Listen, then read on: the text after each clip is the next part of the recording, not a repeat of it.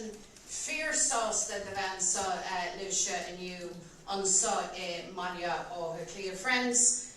We're here together with a shared goal to defend Ireland's cherished neutrality, to say with one voice that we will not stand by while our neutrality is undermined and attacked by Fianna Fáil and Fine Gael, nor by the militarisation agenda at the heart of the European Union.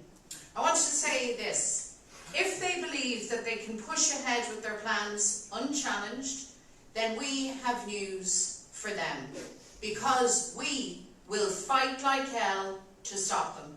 And our message to Micheál Martin and to Simon Harris and indeed to Ursula von der Leyen is very clear: hands off Ireland's neutrality.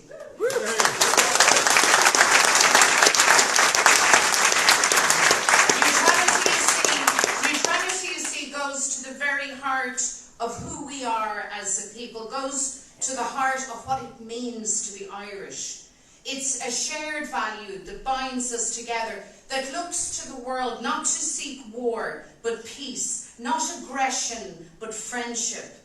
A mutual idea of our tribe that spurns that destructive dogma that might is right, and reaches instead for the better angels of our humanity, for a better world in which the threat of war, of imperialism, and of slaughter is overcome. Ireland's neutrality is hardwired into our history, into the very fabric of our nation. It's profoundly connected to, chimes so powerfully with our own struggle against colonisation, occupation, oppression, our struggle to regain our freedom and our nationhood. The vision of Ireland as a neutral country was first espoused by the father of Irish republicanism and leader of the United Irishmen, Theobald Wolfe Tone. And again, as a defining thread of our nationhood in the Easter Rising, when James Connolly's Irish Citizens' Army hung out that iconic banner, which in one sentence cut to the core of the matter: we serve neither king nor Kaiser, but Ireland.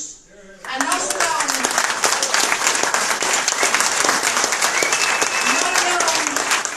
was this an expression of national loyalty, but a powerful rejection of the militarisation of the mighty and of the fascination with empire that dragged the world into the abyss of world war and the horror of the trenches, where working class men and boys were sent off to fight and die in rich men's wars.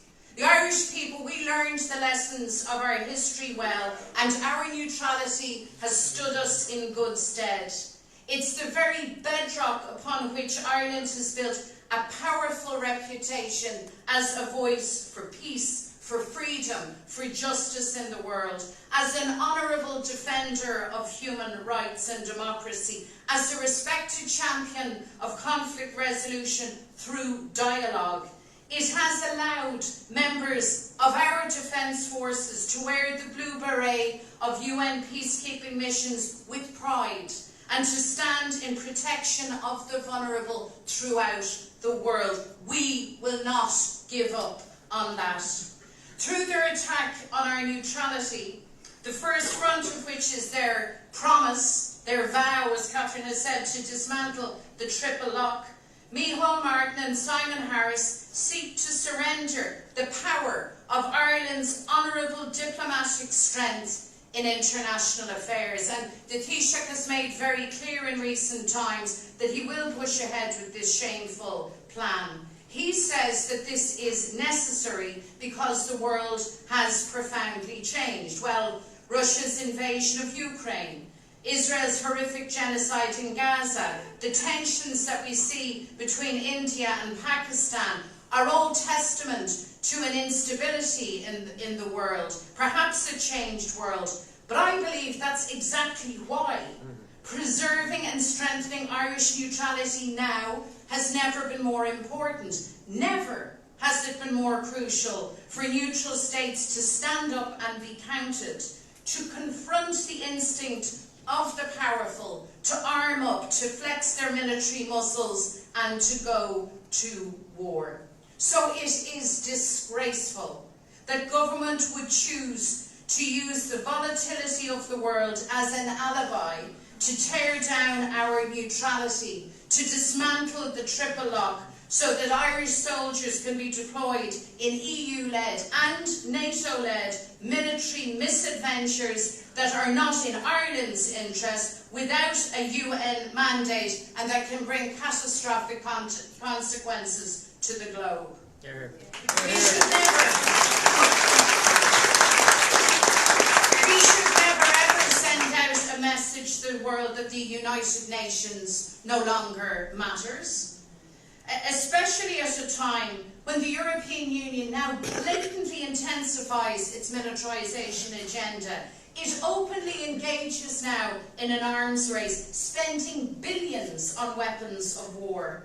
It's a European agenda that the government is happy to go along with. I ask, where is their moral courage? I believe, as representatives of the Irish people, they should stand against this hawkish militarisation. They should be defending our neutrality. And I remain convinced that the military neutrals, the non-aligned countries now, have a crucial role as interlocutors for peace, for freedom, and for stability. And that is why we must campaign to see the rights, the position, the recognition of military neutrals and non-aligned recognised in the EU treaties, not trampled upon by those same institutions. And as Francis has said so eloquently, this lurch to militarism gathers pace at the very time that the people of Gaza are being slaughtered in their tens of thousands. A genocide happening before the eyes of the world. The blockade, the starvation, Netanyahu's plan to take all of Gaza by force, this horrific massacre of men, of women, of children, all the fruits of militarisation, the fruit of that deplorable might is right philosophy that now comes to tear apart Ireland's neutrality. The lack of an international response to the cries of Palestinian children, the impunity afforded to Israel to carry out its barbarism, all of this, make no mistake, is the fruits and the product of a militarised world, funded, supported, aided, abetted by the United States, by Britain, and by the European Union. And we are here to say that the Irish people will never accept our country being part of these shameful events, these shameful alliances that bring such suffering, such misery, and such destruction to humanity.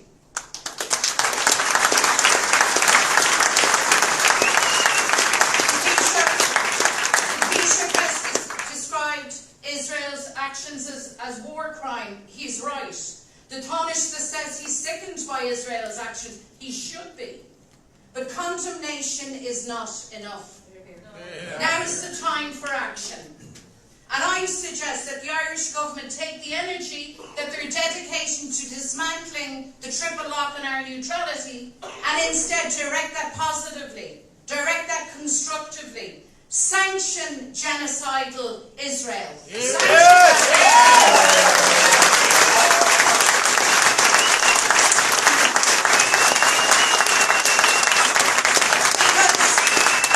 Justice for Palestine and stability in the world demands that we end Israeli impunity. It is time to stop the genocide, and it's time to end the occupation.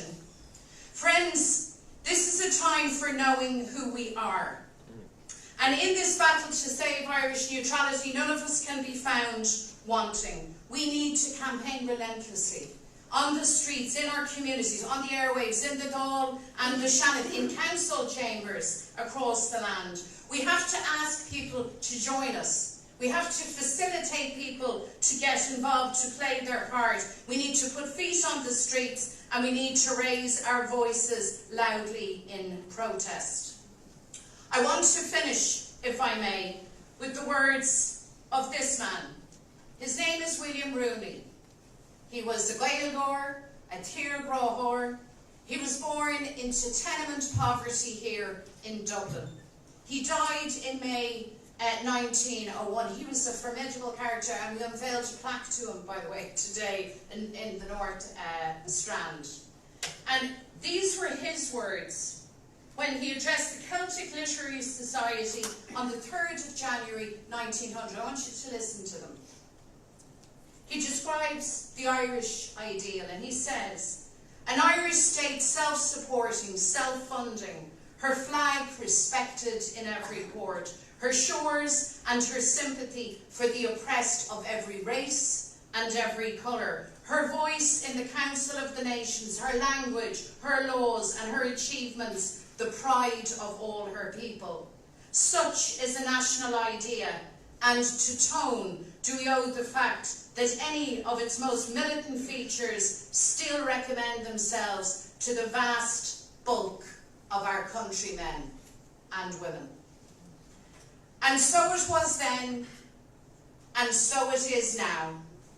So if Micheál Martin or Simon Harris really believe that they have this right, if they really are convinced by their own argument, if they want to get rid of our position as a neutral, I say to them, go to the people, put the question, and you'll get your answer.